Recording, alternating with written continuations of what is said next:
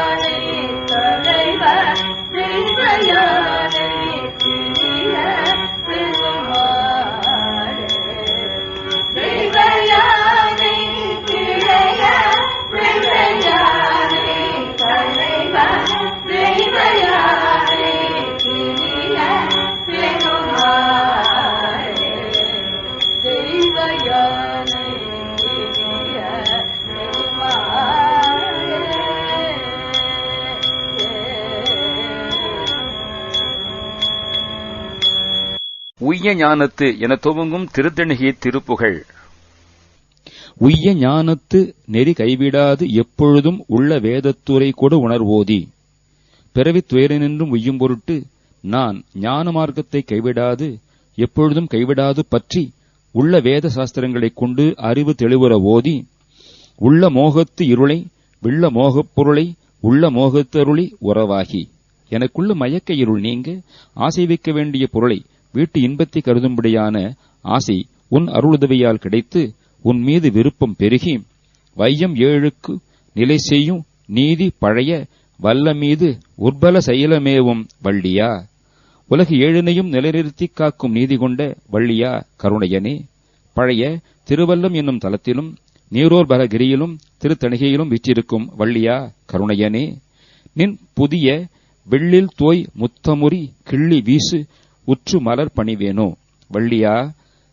கருணையனே உன்னை புதிய வில்வ மரத்திலுள்ள மகிழ்ச்சி தரும் கொழுந்து இலைகளை கிள்ளி வீசி பூஜித்து உன் மலர் அடிகளை பணிய மாட்டேனோ பையராவை புனையும் ஐயர் பாகத் தலைவி தூய வேணி பகிரதி குமாரா படத்தையுடைய பாம்பை அணியும் பெரியார் அவரது இடது பாகத்திலே உள்ள பிராட்டி பார்வதி பரிசுத்தமான சடையில் உள்ள கங்கை இவர்கள் மூவருக்கும் குமரனே பைய மால் பற்றி வளர் சையமேல் வைக்கும் முது நெய்யனே மெதுவாக உனக்கு மோகம் பற்றி வளர்ந்த மலையாகிய வள்ளிமலை மேல் வைத்த முற்றின நேயம் கொண்டவனே வள்ளிமலை மீது காதல் முற்றிய நேயனே சுற்றிய குறவர் கோவே உனக்கு சுற்றமாய் அமைந்த அல்லது உன்னை சூழ்ந்த குறவர்களுக்கு அரசே செய்யும் மால் வெற்பு உருவ மயக்க இருளை தந்த கிரௌஞ்ச கிரியை ஊடுருவச் செல்லும்படி வெய்ய வேல் சுற்றிவிடு கைய